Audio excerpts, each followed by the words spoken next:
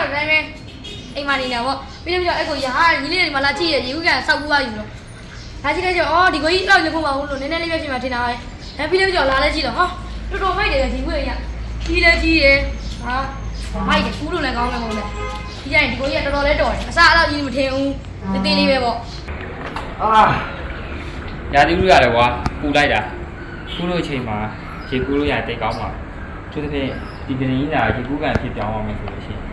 တော့တော့ကောင်းတယ်ရေကူးတဲ့ခါမှာလည်းကလေးလေးတွေချောနေရာဒီမှာအားရပါရရေကူးဖို့အတွက်15ပေတောက်တာလုပ်လိုက်အားလုံးပဲမင်္ဂလာပါရှင် Raw Baby မှာတောက်ရည်စံလေးတွေပြည့်စုံစီပါပါတော့ဝိလာတော့လေကြာစုမယ်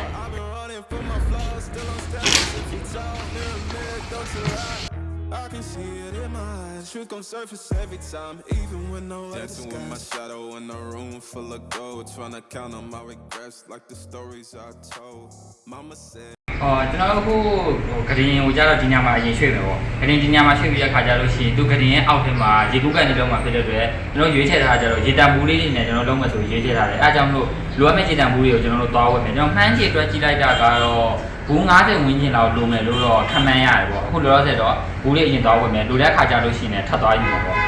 โอเคအဲ့ဆိုလို့ရှိရင်အခုရေတံဘူးဒီအရင်ကသွားချကြမယ်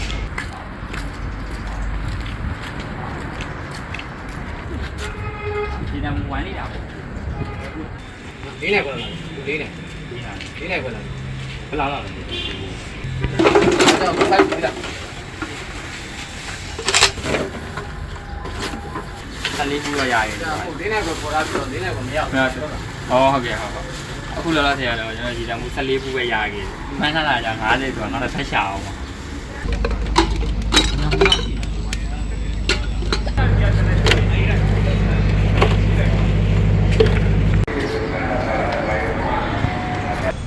တော့မှာဘူးတွေကတော့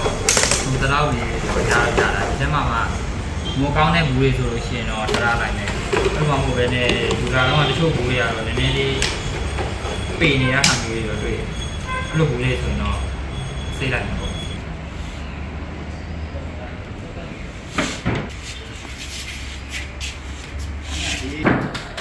ကျွန်တော်အရင်တော့ဒီအဲ့နေရာဘက်ကိုရင်ကလိုက်တယ်ကပ်ပြီးတော့မှဘူးတွေကိုဘယ်လိုစီရင်ကောင်းလဲဆိုတဲ့ဟာတွေကိုတစ်ချက်ပြန်ပြီးတော့ကြည့်လိုက်မယ်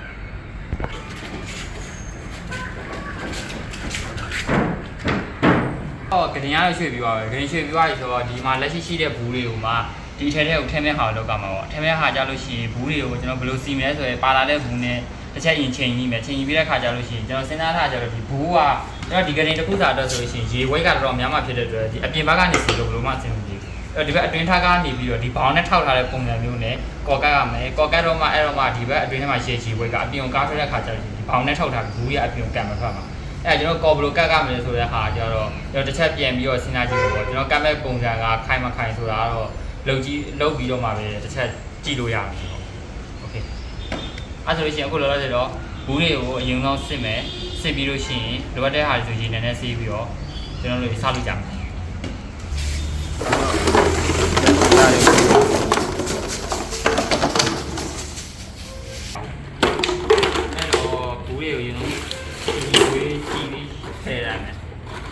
ဒီကောင်လေးကိုကြတော့အပြင်ကနေတော့သူ့ထပ်အောင်ခုနကတော့ဝယ်လာအကောင်ကြတော့ဖြန့်ပြီးတော့အဲ့ဘူးလေးကကြတော့ဘောင်နေနဲ့တုံပြီးဒီကောင်ကြတော့ကန်နေနဲ့တုံပါโอเคအဲ့ဆိုလို့ရှိရင်ဘူးလေးအရင်ဆွဲပြီးတော့ပေါက်ကအခုချိန်မှာတော့ကျွန်တော်တို့ဒီဂဒင်တန်းလေးကိုဖယ်ပြီးတော့အောက်ဘက်မှာကျတော့ဘူးလေးကြောက်ဖို့တော့ပေါ့အဲ့အတွက်အပေါ်မှာရှိတဲ့ဂဒင်ပြင်များတန်းလေးကိုအရင်ဆုံးကျွန်တော်တို့ဖယ်တယ်ပြင်များတန်းလေးဖယ်ပြီးသွားပြီဆိုလို့ရှိရင်သူ့အတွက်အောက်ကနေပြီးတော့ဒီတိုင်လေးကိုကျွန်တော်တို့တိုင်လေးရှိတဲ့တိုင်တိုင်းကြီးဖြုတ်တယ်ပေါ့ဖြုတ်လို့ပြီးတဲ့အခါမှာအောက်ခင်းကကျွန်တော်ဂတ်ထုခင်းမှာဖြစ်တဲ့အတွက်တန်ရှင်းအောင်လို့အရင်ဆုံးတန်ရှင်းလုပ်တယ်တန်ရှင်းလုပ်တဲ့ပြီးတဲ့အခုယူလာတာတော့ဂတ်ထုတွေပေါ့အဲ့ဂတ်ထုတွေကကျတော့ဒီအောက်ခင်းကိုအပြည့်ခင်းမယ်တို့ကြတော့ဂတ်ထုအဘူးလေးကိုပြန်ပြပြီးခင်းမှာပေါ့လက်ရှိကျွန်တော်မှာကော်ကတ်တစ်ခုရှိရဘူးလေးရတယ်ကြာပြီလို့ရှိရင်ဘူးလေးရတယ်ထပ်ယူလို့ရတယ်โอเคအခုလောဆယ်ဘူးလေးကိုညုံတော့ပြမယ်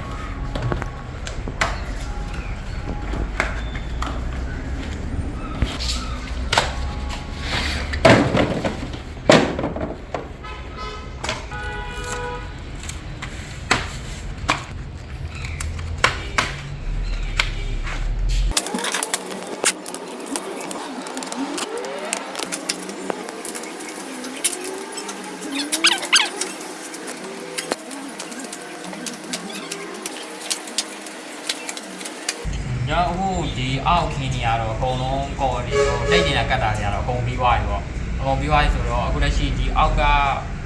ဒီဂတ်ထူနဲ့ကော်တွေနဲ့ဟိုဘူးတွေနဲ့ဟို connect ကတ်ပြီးတော့ထောင်ပြီးတော့ဒီဘောင်တွေနဲ့ကတ်ဖို့အတွက်လောက်ကြတော့မှာပေါ့အဲ့ဟာက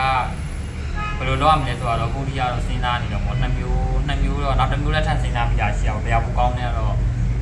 ကတ်ကြည့်ပြီးတော့မှပဲတီးရမှာဒီဘက်ကကြတော့ဒီလိုမျိုးသုံးလုံးဘူးတွေနဲ့ဒီဘက်ချမ်းကိုကြတော့သုံးလုံးဘူးတွေနဲ့လုပ်နေပေါ့ဒါပေမဲ့ဒီဘက်ချမ်းကိုကြတော့ကျွန်တော်တို့ဒီဘူးနောက်ဘူးကိုထိတ်ချင်းဆိုင်တယ်ဆိုင်ပြီးတဲ့ခါကျလို့ရှိရင်ဒီလိုမျိုးပြန်ပြီးမှဆက်တယ်ဟိုစမ်းတော့ကွက်တီပဲပါလာတဲ့ဟာနဲ့လုံးဝကွက်တီပဲထပ်သွားကြည့်ကြရတယ်မလို့တော့ကိုလည်းမပို့လုံးဝကွက်တီပဲ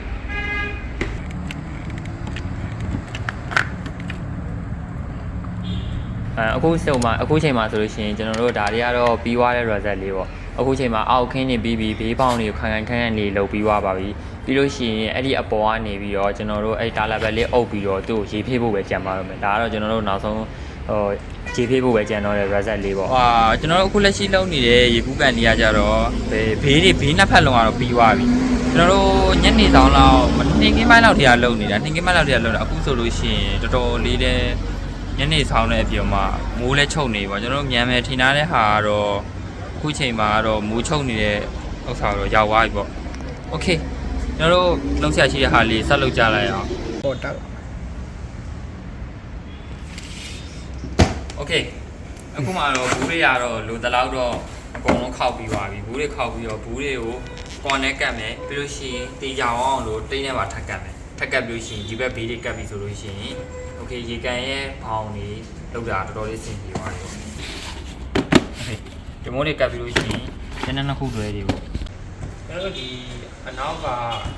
ဒီဘက်အကုန်အပြည့်ရတော့ဒီဘက်လေးအထိအကုန်လုံးတော့အပြည့်ပြီးသွားဒီကောင်တွေကပြုတ်သွားမှဆိုတော့စိတ်ချသွားလို့တိတ်ရင်းနဲ့ဒီ crossing လေးနည်းနည်းလောက်ထပ်ပြီးတော့ပတ်လာမယ်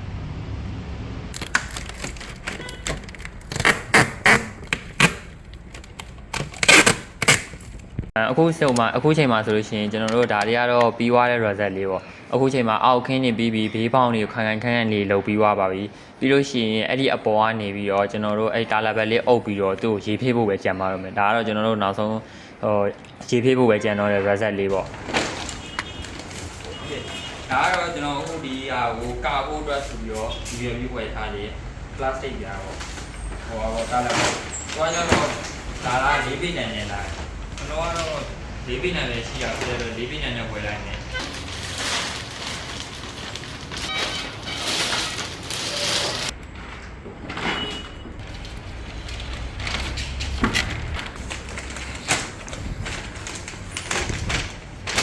အခုချိန်မှာတော့ကျွန်တော်တို့ရေပိုက်ကိုရေကန်ထဲကိုရေဖေးဖို့အတွက်ရေပိုက်လေးတွေ့ဖို့အတွက်ကျွန်တော်ရေပိုက်လိုက်ချထားတာပေါ့အခုကတော့ဒီ2ကိုရောက်လာပြီပေါ့ကျွန်တော်ဒီ2မှာကကျွန်တော်ရေကန်ကတော့အကုန်လုံးလုပ်ပြီးသွားပြီရေကန်လုပ်ပြီးတဲ့အခါမှာဒီထဲကိုရေဖြည့်ပြီးတော့ဒီကန်ကရေကတကယ်ခံနိုင်မခံနိုင်ဆိုတဲ့ဟာကိုကျွန်တော်ဆက်ပါမယ်ဘူတာကျိုးဖြည့်ပြီးလို့ရှိရင်ပိုက်နဲ့ရေဖြစ်သွားပြီးလို့ရှိရင်ကျွန်တော်တို့အခုလက်ရှိပိုက်ကတော့ပေါက်နေတာဖြစ်တဲ့အတွက်ကျွန်တော်ပေါက်နေတဲ့နေရာလေးကိုရေမီတိတ်လေးနဲ့ကျွန်တော်ကတ်လိုက်ပါပေါ့ကျွန်တော်အခုပိုက်ဆွဲပြီးတော့အခုရေဖြည့်နေပြီးတော့ရေဖြည့်ပြီးတော့ဒီကန်မှာဒီလိုရှိနေဆိုတာလေးကိုကျွန်တော်တစ်ချက်ဆောင်းကြည့်ကြမယ်ကောင်းလို့ရေကန်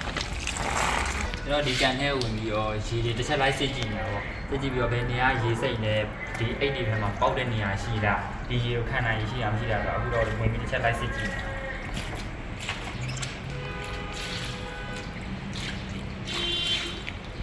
ခုထိတော့ရေပေါက်တဲ့နေရာတနေရာမှမတွေ့သေးဘူးပေါ့ရေကအရင်နဲ့မညင်သေးဘူးဆိုတော့ဘေးနဲ့ရန်မျိုးတွန်းနေတာမျိုးလည်းတွေ့တော့မတွေ့သေးဘူးโอเคဒီချက်တည်းရေနည်းနည်းများတဲ့အထိတော့ထပ်ဆောင်ကြည့်အောင်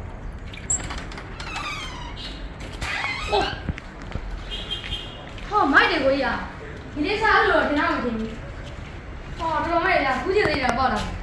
အစရေလို့တော့ကိုကြီးဒီလိုလုပ်မယ်လို့ညီမတင်ဘူးအစတော့တိုင်းပဲအိမ်မနေနေပေါ့ပြီးတော့အဲ့ကိုရဟာညီလေးတွေမလာကြည့်ရရေဦးကန်စောက်ပူသွားယူလို့လာကြည့်လိုက်ကြအော်ဒီကိုကြီးလောက်လည်းခုမဟုတ်လို့နည်းနည်းလေးပဲပြင်မှာထင်တာပဲပြီးတော့လာလဲကြည့်တော့ဟာတော်မိုက်တယ်ဒီကိုကြီးကြီးလဲကြီးတယ်ဟာမိုက်တယ်ကူးလို့လည်းကောင်းတယ်မဟုတ်လားဒီကြရင်ဒီကိုကြီးကတော်တော်လေးတော်တယ်အစအဲ့လောက်ကြီးမထင်ဘူးတေးလေးပဲပေါ့တော်တော်ကြီးတော့ငါတို့ခလေးတစ်ခု2ယောက်စား3ယောက်စားလောက်ဝင်လို့ရတယ်မိုက်တယ်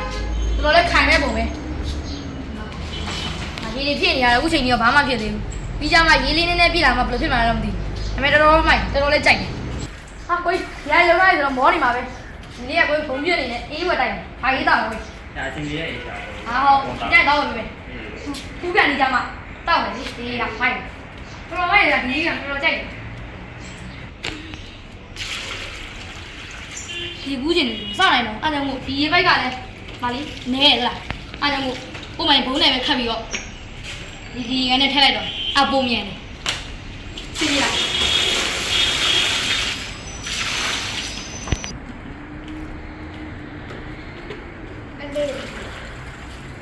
ဒီမကူကလည်းရေကနဲ့ကြွကြအောင်မလား ဒီလားအခုကျွန်တော်တို့ရေပြည့်နေတဲ့ဟာတော့ရေကတော့နည်းနည်းလေးတော့တစ်ခေတ်နဲ့မြင်လာပြီးတော့အခုချိန်အထိမှလည်းဘူးတွေဟိုထောက်သွားတာလို့ဘေးကထွက်တာမျိုးအခုချိန်တော့မရှိသေးဘူးပေါ့ရေပြည့်နေတဲ့အချိန်မှာဒီဘူးတွေကိုတေးသေးချာချာလေးဒီတက်ဆိုင်နဲ့စောင့်ကြည့်နေတာပေါ့ဒါကြောင့်လည်းကွဲထွက်သွားတာပေါ့ဖြစ်မှာ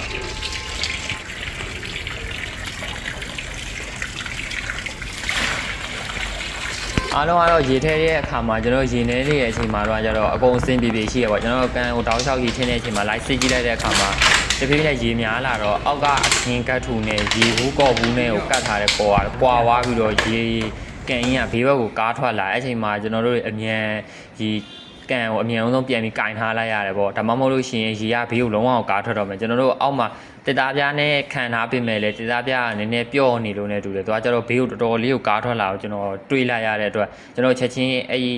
ဟိုကာထားတဲ့အခင်းကိုဆွဲထားလိုက်ရတယ်ဆွဲထားပြီးတော့ကျွန်တော်ဘယ်လိုလုပ်မလဲဆိုတာစဉ်းစားနေရပေါ့အဲ့ချိန်မှာလုံနေနေကျွန်တော်နောက်ထပ်အောက်အတွင်းထဲကိုတန်းနေထပ်ထဲမယ်ဆိုပြီးတော့ကျွန်တော်စဉ်းစားပြီးတော့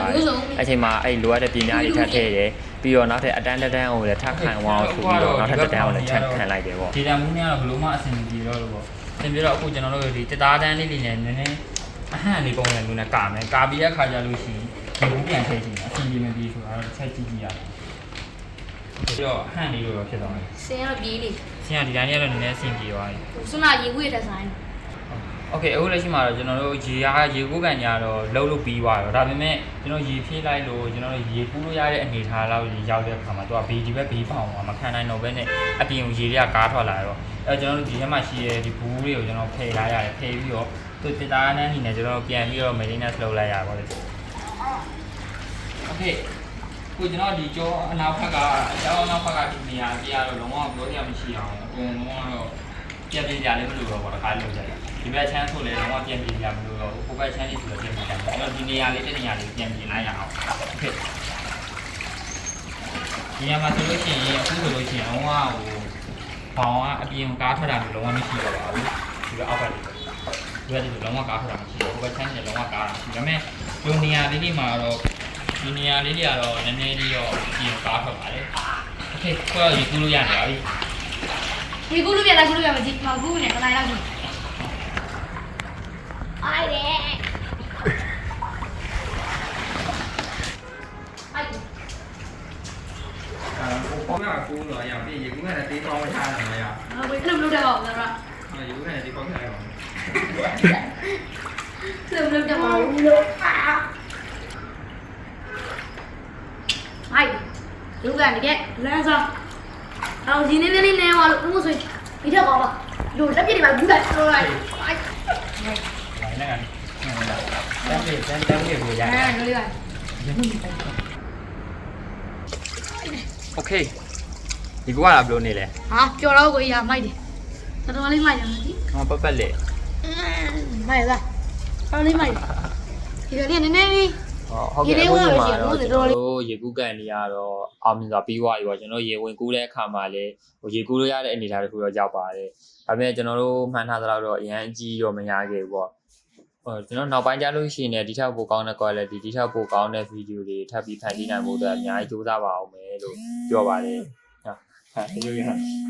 ကျွန်တော်နောက်ထပ် video ကြားလို့ကျွန်တော်နောက်ပိုင်းကြားလို့ရှိရင်ဒီထက်ပိုကောင်းတဲ့ quality ဒီထက်ပိုကောင်းတဲ့ video တွေထပ်ပြီးဖန်တီးပါအောင်မယ်အားလုံးပဲဆောက်နှုတ်ပေးကြပါပြီးတော့ကျွန်တော် channel လေးကိုလည်း like and subscribe လေးတစ်ချက်လောက်လုပ်ခဲ့ပေးတာအားလုံးကျေးဇူးတင်ပါတယ်